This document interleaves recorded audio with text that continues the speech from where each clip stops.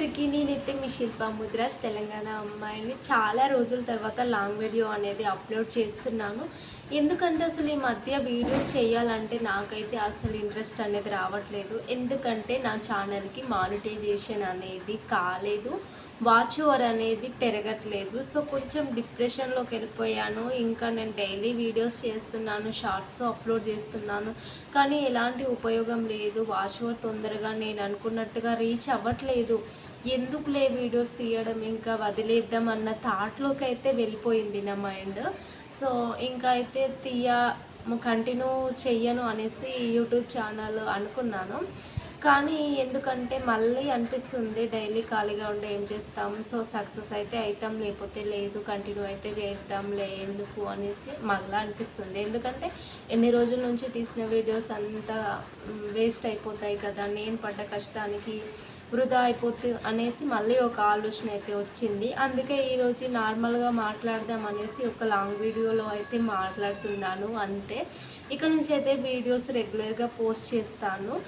So తీయకూడదు అనేసి అయితే డిప్రెషన్లోకి వెళ్ళిపోయాను, కానీ మళ్ళీ ప్రయత్నం చేయాలి, వదిలేయకూడదు అని మళ్ళీ అనిపిస్తుంది. ఎందుకంటే 4000 వాచ్ ఓవర్ అనేది మెయిన్ అన్నమాట. ఒక యూట్యూబర్ అవ్వాలంటే 4000 వాచ్ ఓవర్ ఉండాలి, అప్పుడే మానిటైజేషన్ ప్రాసెస్ అనేది కంప్లీట్ అవుతుంది.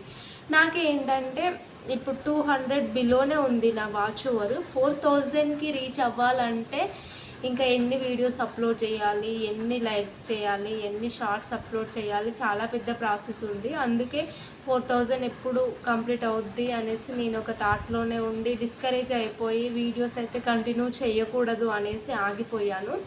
కానీ ఏంటంటే మళ్ళీ అబ్బాయి ఇన్ని రోజుల నుంచి వీడియోస్ తీసాను, కష్టపడ్డాను, వంటలు చేస్తూ, కుకింగ్ చేస్తూ, ఎందుకు మధ్యలో ఆపేయడం అనేసి మళ్ళీ అయితే వీడియోస్ కంటిన్యూ చేయాలని అనుకుంటున్నాను.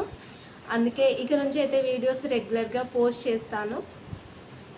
నేను ఏ వీడియో తీసినా కూడా మా హస్బెండ్ ఉంటే నాకు కొంచెం భయం అన్నమాట, నేను అసలు వీడియోస్ తీయను. సో తను సడన్గా ఎంట్రీ ఇచ్చాడు, అందుకే స్మైల్. తన ముందు వీడియోస్ కంటిన్యూ చేయాలంటే నాకు కొంచెం భయం అవుతుంది, నేను నాలాగా మాట్లాడలేను. సో అందుకే వీడియో నెక్స్ట్ పార్ట్లో కంటిన్యూ చేస్తాను.